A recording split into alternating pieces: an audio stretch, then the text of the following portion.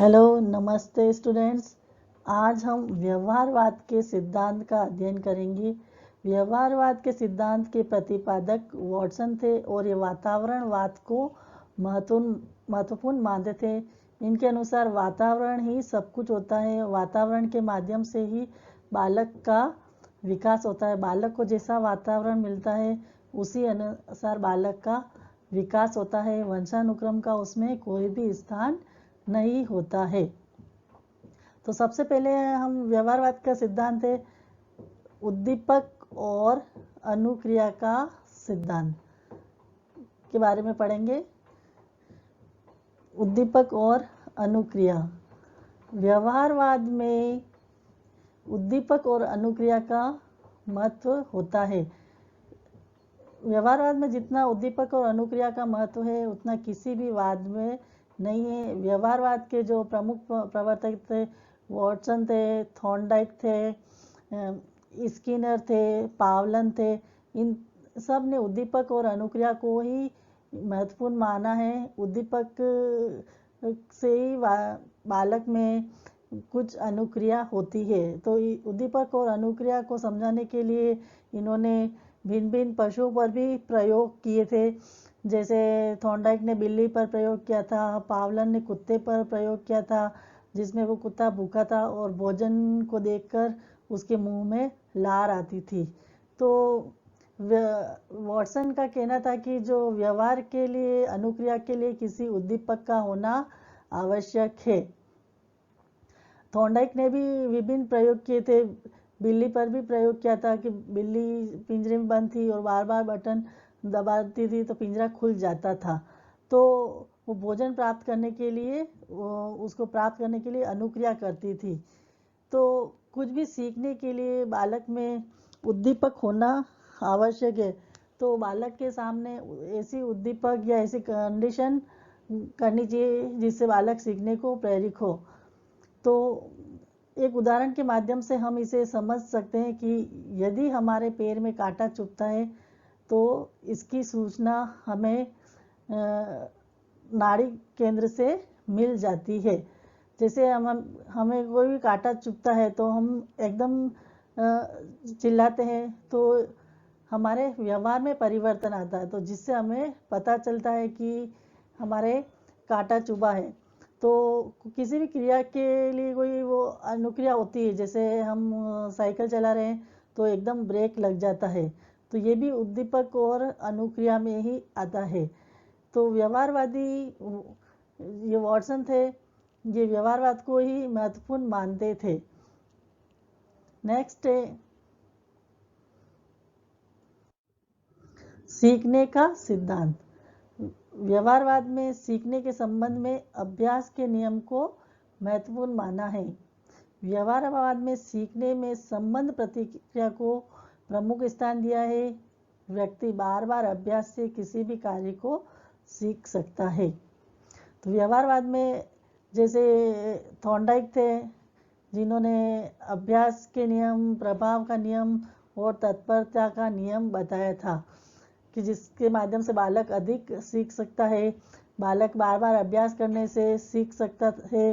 अगर उसे अच्छा रिजल्ट आया तो वह सीख सकता है। अगर वो कोई कार्य कर रहा है तो उसका परिणाम अच्छा आया है तो भी बालक सीखने के लिए प्रेरित होता है।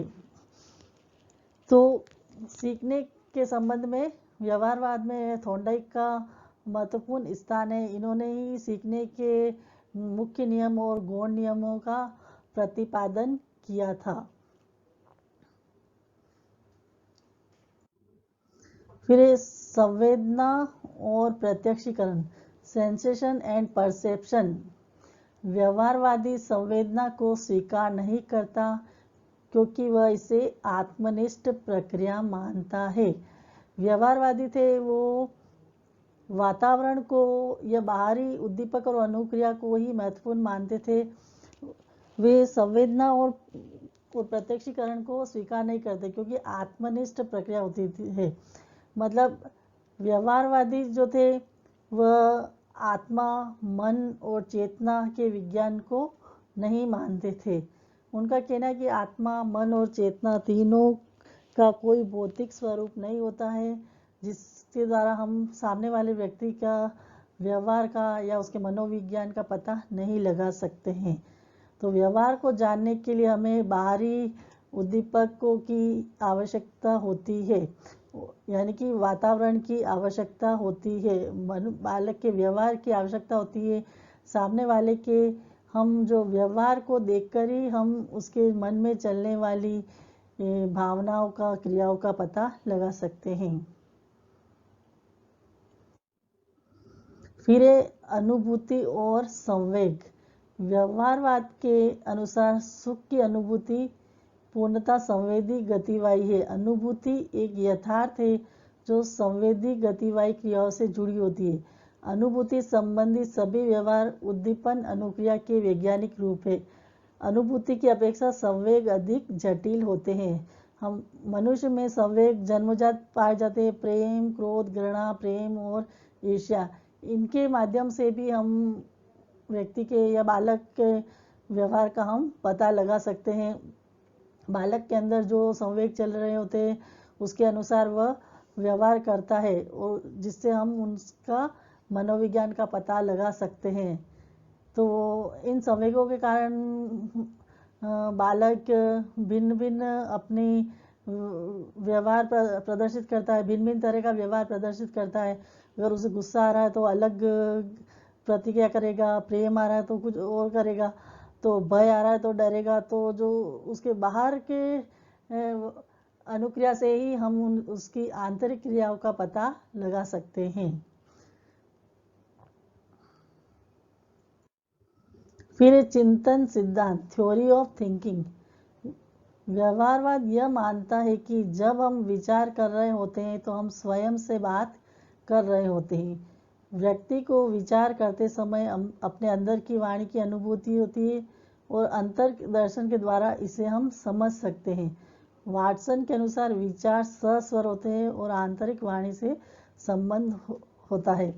मतलब व्यक्ति जब चिंतन करता है तो उसका इफेक्ट बाहर के वातावरण या उसकी बाहर की शारीरिक क्रियाओं पर भी आता है, जिससे हम उससे उसके व्यवहार का पता लगा सकते हैं। क्योंकि चिंतन के माध्यम से भी वह भिन्न भिन्न मुखाकृतियाँ बनाता है, भिन्न भिन्न व्यवहार करता है, तो हमें सामने वाले के विचार जान सकते हैं। फिर स्मृति प्रतिमा, मेमोरी इमेज। संपूर्ण व्यवहार ही जीव प्रक्रिया है। इस क्रिया द्वारा मस्तिष्क संवेदी और गतिवाही नाड़ियों को सक्रिय बनाए रखता है। सर्वप्रथम उद्दीपक ज्ञानेंद्रियों को उद्दीप्त करता है। ज्ञानेंद्रियों के उद्दीप्त होते ही संवेदी नाड़ियों के माध्यम से मस्तिष्क में पहुंच जाते हैं। हमारी जो ज्ञानेंद्रिय होती है, आँख, नाक, कान, जीभ, त्वचा, इनके माध्यम से ही जो भी हम सोचते हैं, करते हैं, तो वो हमारे नाड़ियों द्वारा मस्तिष्क में पहुंच जाता है। हम जो भी सोचते हैं, व्यक्ति जो भी सोचता है, चिंतन करता है, तो उसके माइंड में कुछ इमेज बनती है, वो कुछ चित्र बनता है, तो उसके माध्यम से भी उसके व्यवहार में परिवर्तन आता है। फिर वातावरण का महत्व। वॉटसन ने पर्यावरण को बहुत अधिक माना है, आनुवंशिकता को नहीं माना है। वॉटसन के अनुसार पर्यावरण ही सब कुछ होता है, वातावरण ही सब कुछ होता है। एक बालक को जैसा वातावरण मिलता है वो उसके अनुसार ही उसके भविष्य का निर्माण होता है। वॉटसन का कहना था कि तुम मुझे एक बालक दे दो, मैं उसे चोर, डॉक्टर, वकील, यहाँ तक कि भिखारी भी बना सकता हूँ। तो वॉटसन का कहना है कि बच्चे को जैसा वातावरण मिलेगा बच्चा वैसा ही बनेगा। अगर उसे अच्छा वातावरण मिला तो वो अच्छा बनेगा, और उसे अच्छा वातावरण नहीं मिला, जैसी उसकी संगति है, तो उसी अनुसार वह बनेगा। तो बालक आगे चल के जो भी बनता है तो वो उसमें वातावरण का ही महत्वपूर्ण योगदान होता है। तो वॉटसन ने वातावरण को ही, या हम कह सकते हैं व्यवहारवादियों ने वातावरण को ही बहुत अधिक माना है। इनके अनुसार वातावरण ही सब कुछ है। वातावरण के माध्यम से ही एक बालक का विकास होता है। बाकी सभी क्रियाएं आंतरिक होती है जिनका कोई भौतिक स्वरूप नहीं होता है। तो आज हमने व्यवहारवाद के सिद्धांतों का अध्ययन किया। व्यवहारवाद से हम एक ही बात का पता लगा सकते हैं कि व्यवहारवादी वातावरण को महत्वपूर्ण मानते हैं, वंशानुक्रम को महत्वपूर्ण नहीं मानते हैं।